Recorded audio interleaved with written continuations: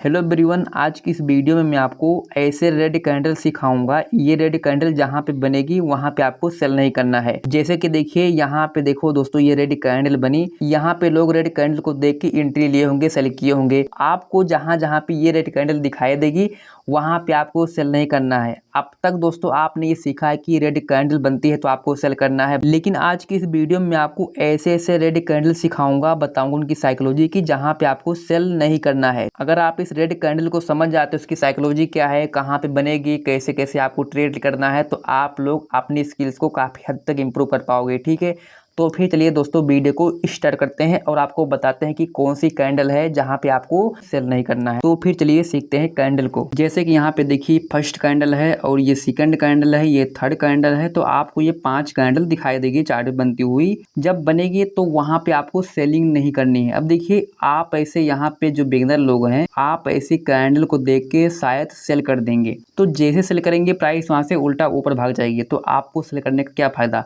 तो देखिए अगर आप इसे समझ जाते हो, इसकी साइकोलॉजी क्या है और कब बनेगी, कहाँ बनेगी, कैसे दिखेगी, तो आप वहाँ पे सेल नहीं करोगे, तो आप यहाँ पे ट्रैप होने से बच जाओगे। फर्स्ट वाली कैंडल है, आपको ये हैमर जैसा पैटर्न दिख रहा है और जो इसकी बॉडी है देखो 30% है और इसके नीचे देखो आपको ये यहाँ पे 70% तक देखो शैडो दिख रहा है। यहाँ पे जो बॉडी है कैंडल की, देखो इसके नीचे कितना बड़ा शैडो है। अब इस शैडो का क्या मतलब है, सेलर कोशिश किए थे प्राइस को नीचे लाने को, यहाँ तक लाए थे, लेकिन क्या हुआ कि दोस्तों यहाँ पे सस्टेन नहीं कर पाते सेलर और बायर प्राइस को यहाँ से ऊपर ले जाते हैं। ओपनिंग के नीचे प्राइस यहीं पे क्लोज कर देते हैं। अगर ये रेड कैंडल है कहाँ से ओपन होगी, ऑब्वियसली ये ऊपर से ओपन होगी, यहाँ से ओपनिंग प्राइस है। ओपनिंग से नीचे अगर कैंडल क्लोज होती है तो ये आपको रेड कैंडल बनती हुई दिखेगी। यहाँ पे पहले तो सेलर ने प्राइस को कंट्रोल किया था, लेकिन एंड में क्या होता है दोस्तों, यहाँ पे सेलर वीक पड़ जाते हैं और बायर यहाँ पे जीत जाते हैं। यानी कि बायर का स्ट्रेंथ ज़्यादा है, इसमें सेलर का स्ट्रेंथ कम है। बायर तो एक्टिव हैं, बायर दोस्तों एक्टिव हैं, लेकिन जो सेलर है वो भी एक्टिव हैं लेकिन कम है।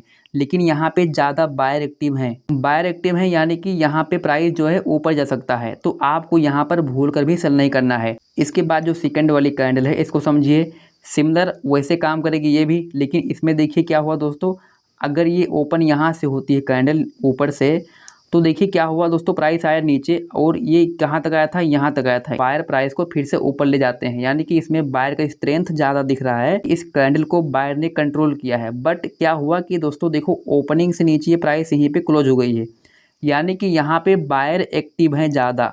बायर दोस्तों एक्टिव हैं बट यहाँ पे सेलर भी एक्टिव हैं, लेकिन इस कैंडल में बायर का स्ट्रेंथ ज़्यादा दिख रहा है, यानी कि ये कैंडल बायर के कंट्रोल में है।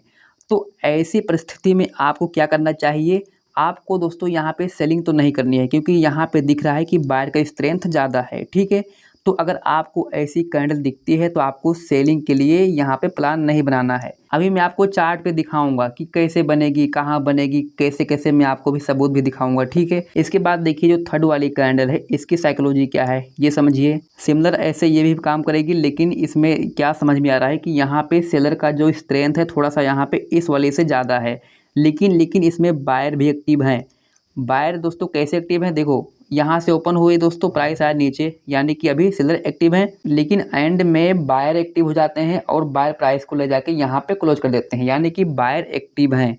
प्राइस ऊपर जाने का चांसेस ज़्यादा है, क्योंकि देखो यहाँ पे शैडो इससे बड़ा है बॉडी से, क्योंकि यहाँ पे सेलर थोड़ा सा वीक पड़ गए हैं, बायर भी दोस्तों यहाँ पे एक्टिव हो गए हैं, तो प्राइस ऊपर जा सकता है। तो ऐसी सिचुएशन में आपको यहाँ पे सेल नहीं करना है। अगर आपको ऐसी कैंडल दिखती है तो सेलिंग आपको अवॉइड करना है, सेलिंग नहीं करनी है। इसके बाद देखिए जो फोर्थ वाली कैंडल है, इसकी साइकोलॉजी समझिए। अब जो दोस्तों फोर्थ वाली कैंडल है, प्राइस जैसे देखो ओपन होता है, ओपनिंग प्राइस है ये, ऊपर जाता है, बायर ऊपर ले जाते हैं, यानी कि बायर एक्टिव हुए। जैसे दोस्तों बायर एक्टिव होते हैं, बायर यहाँ तक प्राइस को हाई मारते हैं, लेकिन बायर यहाँ पे सस्टेन नहीं कर पाते हैं। सेलर प्राइस को दोस्तों फैलाते हैं और ओपनिंग से नीचे प्राइस आती है यहाँ पे और ये यहाँ तक लो मारते हैं, कौन, सेलर। लेकिन यहाँ पे दोबारा से बायर एक्टिव हो जाते हैं यहाँ पे आने के बाद और प्राइस को थोड़ा दोस्तों ऊपर ले जाके यहाँ पे क्लोज कर देते हैं। यहाँ पे ये कैंडल प्रेजेंट कर रही है कि इंडिसीजन, यानी कि यहाँ पे दोस्तों बायर भी एक्टिव हैं और सेलर भी एक्टिव हैं। तो ऐसी सिचुएशन में आपको यहाँ पे पेशेंस रखना है, आपको वेट करना है। आपको इस वाली कैंडल को यहाँ पे रेड देख के आपको ट्रेड नहीं लेना है, यानी कि आपको सेल नहीं करना है। यहाँ पे सेलिंग आपको अवॉइड करना है ऐसी कैंडल देखने के बाद। ऐसे इसके बाद जो 5 था इसको समझिए। देखो यहाँ पे जो लास्ट वाली कैंडल है ये आपको देख के क्या समझ में आ रहा है कि ये डोजी कैंडल है। यानी कि डोजी मतलब क्या होता है कि डोजी यानी कि जो प्राइस है वो यहाँ पे इनडिसीजन है। यहाँ पे बायर का भी स्ट्रेंथ है और सेलर का भी स्ट्रेंथ है, यानी कि दोस्तों दोनों यहाँ पे बराबर है। ऐसी सिचुएशन में क्या हो रहा है, यहाँ पे दोस्तों फाइट हो रही है। अब यहाँ पे प्राइस इनडिसीजन है, वो यहाँ पे फैसला नहीं कर पा रही है कि मैं किधर जाऊं। तो आपको जब चार्ट पे ऐसी कैंडल दिखती है तो यहाँ पर भी आपको इसे रेट देख के सेल नहीं करना है। मतलब कि कुल मिला के आपको अगर इसमें से दोस्तों कोई भी कैंडल दिखे चार्ट पे तो वहाँ पे आपको सेलिंग नहीं करनी है, अवॉइड करना है सेलिंग। क्योंकि जो बिगनर होते हैं वो ऐसी गलती करते हैं, जो नए होते हैं वो यहाँ पे रेड कैंडल को देख के सेलिंग कर देते हैं, चाहे रेड बने चाहे ग्रीन बने। बट ऐसे लोग यहाँ पे ट्रैप होते हैं, जो लोग यहाँ पे सिर्फ रेड कैंडल को देख के ट्रेड करते हैं बिना साइकोलॉजी समझे। साइकोलॉजी को समझने के बाद आपको दोस्तों चार्ट पे जाके देखना है, इसको समझना है। कभी कभी आपको चार्ट पे ये सभी पैटर्न दिखेंगे तो वहाँ से प्राइस दोस्तों नीचे भी गिर सकता है, लेकिन ये हमेशा नहीं होगा।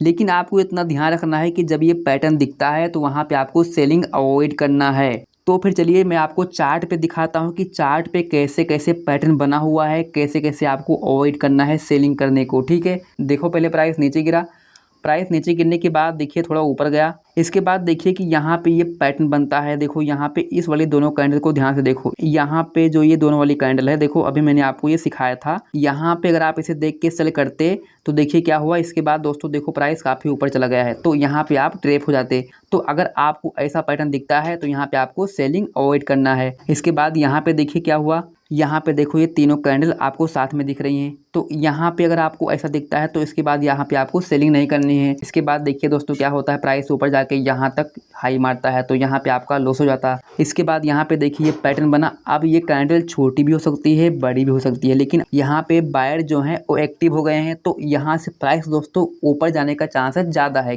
क्योंकि यहाँ पे देखिए कि प्राइस ने यहाँ पे ट्रैप किया है लोगों को। तो यहाँ पे अगर आपको ऐसा दिखता है रिजेक्शन, तो यहाँ पे आपको ट्रेड नहीं लेना है। इसके बाद यहाँ पे देखिए, यहाँ पर भी समझिए, तो यहाँ बना पैटर्न। अब अगर आप इसको दोस्तों देख के यहाँ पे और सेलिंग कर देते हो तो इसके बाद देखो क्या हुआ, प्राइस ऊपर चला गया।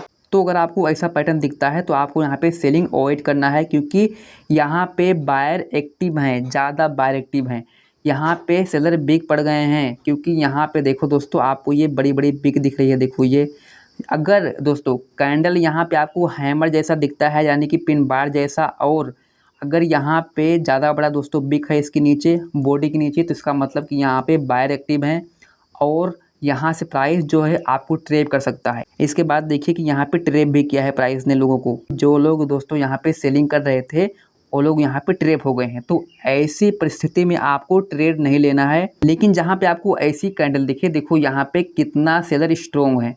अगर दोस्तों आपको ऐसी कैंडल दिखती है तो यहाँ पे तो सेलिंग बनती है, तो आप यहाँ पे सेल कर सकते हो। यहाँ पे सेलर काफ़ी स्ट्रॉन्ग है, तो अगर आपको ऐसा दिखता है तो यहाँ पे आप सेलिंग का प्लान कर सकते हो। बट जैसे मैंने आपको अभी उस कैंडल के बारे में बताया है, अगर दोस्तों आपको वैसा दिखता है तो आपको वहाँ पे सेलिंग अवॉइड करना है। इसके अलावा आप ये भी समझिए कि ये कोई सेटअप नहीं है, ये दोस्तों कोई भी सेटअप नहीं है। बस ये क्या है कि आपको ये चार्ट रीडिंग करने में आपकी हेल्प करेगी कि कहाँ कहाँ पे आपको ट्रेड अवॉइड करना चाहिए, कहाँ पे बाय स्ट्रॉन्ग है, कहाँ पे सेलर स्ट्रॉन्ग है, उनका स्ट्रेंथ क्या है बस। लेकिन आप इसे कोई सेटअप मान के ट्रेड मत कीजिएगा। इसके बाद मैं आपको मिलता हूँ अगले नेक्स्ट वीडियो में। आशा करता हूँ कि आज की वीडियो आपको पसंद आई होगी, और अगर आपको डेली FIDI का अपडेट चाहिए तो आप मुझे टेलीग्राम पे फॉलो कर सकते हो।